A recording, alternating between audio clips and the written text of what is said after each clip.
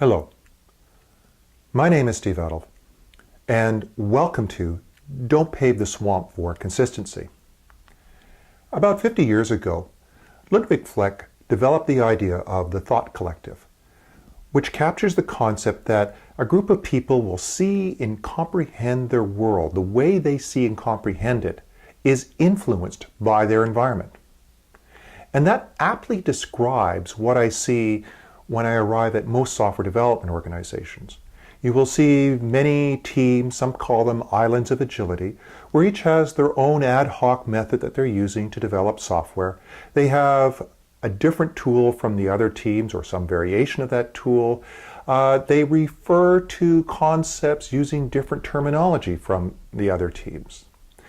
And this is very much like the old Hindu poem about the blind men and the elephant. Each blind person touches the elephant and interprets the elephant in a different way that's unique to them. One touching the ear says, oh, the elephant's like a fan. Another touching the tail says, oh, the elephant is like a snake. And someone else touches the side of the elephant and goes, oh, the elephant's like a wall. Each of them had a reasonable picture of what the elephant was, but they didn't see the whole picture. And what was worse, none of them could integrate their pieces together to understand the elephant. And this is essentially the problem with thought collectives. It makes it very, very hard for the teams to be able to work together and share knowledge. There's a challenge to managing this because there's very few repeatable processes that work across all these teams. And it's also difficult to collect meaningful metrics. And then how do you improve something like this? How do you have a systematic improvement where everyone seems to be doing sort of their own thing? So the general solution to getting consistency in the organization, to reduce or mitigate the problems of the thought collectives, is to adopt a standard methodology and enforce that standard methodology using a standard tool set. Get everyone talking the same language and working the same way. Now, what I'd like to put forward to you is that seeking consistency using standard practices and tools is not going to work well in knowledge-based organizations. In fact, it will result in unhealthy processes because those processes cannot adapt. Let me explain. First of all, what do we mean by consistency? Is conformity the same thing as consistency? And how we define consistency then is really based on how do we see our organization. If you've ever been on an MBA program or done a business course, you may have run across Gareth Morgan's book, Images of Organization. And effectively what the book is showing different views or different perspectives on which you can look at an organization. We'll take two of them, the machine model and the biological model, or the organization as an organism. Now, the machine model is most often associated with Frederick Taylor and scientific management. And the emphasis in the machine model of the organization is on efficient operation. Right? This is where the emphasis is on cost, maximizing production at the lowest cost. So typically what you see in organizations that are more machine-based is very bureaucratic organization, with well-defined job descriptions, management by objective, and planning is basically the purview of management. And this gives us the machine model of consistency, which is the standard processes enforced by standard tools. Now everyone talks the same language. But is really this software factory the solution? Consider this. Consider what a machine is about. Machine models really work well where there's little need to adapt. And that means our tasks are straightforward and always remain straightforward. We're in a very stable environment. There's very little change occurring around us. There's very little variation in what we do. We produce the same thing all the time. After all, that's what all those Six Sigma improvement efforts were about, is reducing variation. Efficiency is at a premium. Doing the most work for the least cost is what we value. And we have compliant workers. Now, does that sound like the context of knowledge work? So, a different model, the organization as an organism. Here the emphasis is on adapting. And this idea was promoted by Tom Burns and Stalker in their book, Management of Innovation. And their view was that the organization is an open system and it has to adapt to circumstances. So the emphasis here is on adaptation. It's also interesting to note that they declared that there was no one best way to organize, something commonly known as contingency theory. And management is concerned with achieving alignment and good fit. So not so much meeting production goals, but alignment and good fit. And there's a lot of different approaches that we can take to managing the organization. There's not one approach, there could be many depending on the context of the groups within the organization.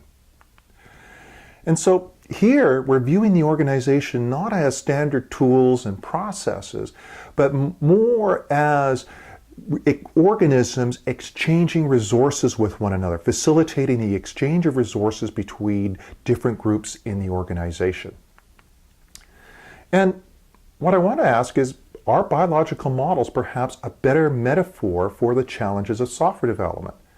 Possibly one of the closest or most well-known models or biological models we have comes from Frederick Brooks' mythical man-month, the so-called tar pits.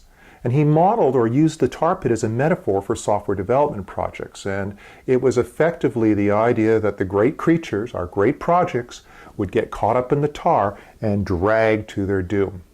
Well, I want to move away from that dismal model of software development, because while we have a lot of challenges in software development, let's face it, this industry has been phenomenally successful. It has created huge wealth despite the challenges we have. Over 50 million people are employed in software development around the world. This is a multi-trillion-dollar industry. So we have been successful. Despite our challenges. So I'd like to maybe adopt a different model. I like the model of a swamp, because what's a swamp? A swamp is potentially dangerous. I mean, there's, in the southern US, of course, there's alligators, you've got mosquitoes, you've got poisonous snakes. It's a kind of a nasty place. If you don't know what you're doing, you will die. On the other hand, swamps are some of the most productive and diverse ecosystems on the planet. So taking it from that way, if you know the swamp, if you know how to survive in the swamp and overcome the swamp, the risks in there, you can lead a pretty good life. And that's the model I like. If we can overcome the challenges of the disconnected thought collectives, we can have a highly productive software team. So the machine model, or the machine thinking to the swamp, is to deal with the issues of the swamp, is to pave the swamp over. And many of you probably recognize this as the iconic Los Angeles River, which appears in many, many movies. The idea here was a flooding river. How do we deal with the flooding river? We pave it over. The problem with this is when we pave something over or we eliminate the ecosystem, we create a monoculture. And a monoculture brings in a lot of problems on its own. The first is that it lacks resilience. Now this is a Cavendish banana. You may have heard that there is a blight that threatens the entire world Cavendish banana crop. Why? Because every banana that you eat is a clone. They're all genetically the same. So therefore, there is no resilience to any single blight that could take out the banana. And you can see that in many of our organizations. Here we have what could be called an IT monoculture. These are all good, hard-working people. However, there's a disruptive change that enters the organization. How well could this organization respond? How resilient is this organization to a disruptive change? The other, when we create a monoculture, is the invasive species. By eliminating all the other species from the ecosystem, we open up spaces, empty spots, where invasive species can come in. These, for example, here are zebra mussels, which are now clogging the Great Lakes, causing great problems for power utilities, city water intakes, and these are an invasive species. And you can see this in many organizations where the mandate has gone out that there is going to be one true tool that is used within the organization. And many, many developers who have basically what I would call almost a personal relationship with their tools will start setting up their own rogue environments. How many funky Excel spreadsheets exist in your organization to do project planning or road mapping? How many of your developers are possibly using Jira for their defect tracking and management rather than your stated software development tools? And there's probably a whole host of other web-based tools that are in there that basically are the rogue species that are invading your ecosystem because of the space you created when you said there's going to only be one true tool here. So here comes the biological definition of consistency. Consistency is the capability of an organization to create a healthy environment that facilitates the interaction between all the different organisms, the thought collectives, in the organizational ecosystem. So it's not about forcing the monoculture, it is enabling that diverse ecosystem to be able to work productively together. And this kind of aligns with, for example, with the comments of Alistair Cockburn and some of the ideas he's put forward in his doctoral dissertation. Also, Alistair Cockburn was one of the original signatories to the Agile Manifesto, and he simply stated, every project deserves its own methodology. So we're talking about embracing the multi-methodological world that use the methodology that works best in your context. Of course, this sounds like a total recipe for chaos that immediately you want to draw back and say this is even worse than the situation described at the beginning, because in fact what it sounds like I'm doing here is blessing and bolstering the idea of the thought collectives that we said were a problem for our organization. Well, I'm not arguing here for process diversity, is not arguing about randomly creating processes. Okay? So this is not a get out of jail free card to say to everyone, do whatever you want. Rather, our argument is consistency is not conformity. Okay? Consistency is creating the organizational ecosystem that enables diverse organisms to adapt and flourish. This here, believe it or not, is the same LA River. This is another part of it. This, you can see, looks a lot more diverse and productive than the original scene that I showed you that was completely paved over. So simply what we're asking is consistency is enabling people to work together to get their job done. That is our measure of consistency. Can the groups that need to work together get the job done? So, how do we do that? Well, part of the answer comes in a fable, or a software engineering fable that's told by Philippe Crutchen, The Frog and the Octopus. And we go, once upon a time, a frog and an octopus met in a software project that was deep in the woods. The frog said, you know, all these software projects are the same. Over time, we fill our work, the gaps that we find between the burgeoning product and the dreamed intent. Oh no, objected the octopus, they cannot be the same. They come in all forms and shapes and sizes and colors, and we cannot use the same tools and techniques. Like the cobbler's shop, one size does not fit all. So this is saying, the machine model, the octopus, what does the octopus say? One size does not fit all. It is stating here that the seeking consistency through conformity is not going to work for us. So then just how do we mitigate the problem of the thought collectives? The intent here then, the strategy, is to minimize mandated and prescribed practices. Consistency is seen more as a guardrail, not as a prescription. Let's remember, the original intent of the Agile process, according to Jim Highsmith, barely sufficient process. We don't need to over-process these things. What gives us enough guidance that it becomes like a liberating form, helps unleash our creativity, not constrain it. So let's take a look at the creatures from Philippe's poem here.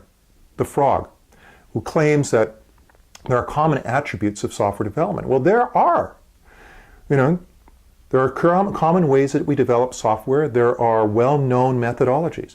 Really what the frog solution is, this is our skills development. This is our formal training. This is going off and learning Scrum. This is going off and learning tools. This is going off and the formal learning of good, sound textbook practices. Right? This is our basic skills development. Where the octopus says is now, given our context, how do we apply those skills that we have learned?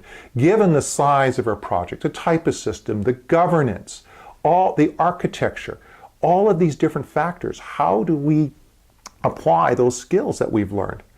And this comes through the idea of team workshop. Now, team workshop is different from skills development in terms of skills development is I can send programmers or people off onto courses to learn skills.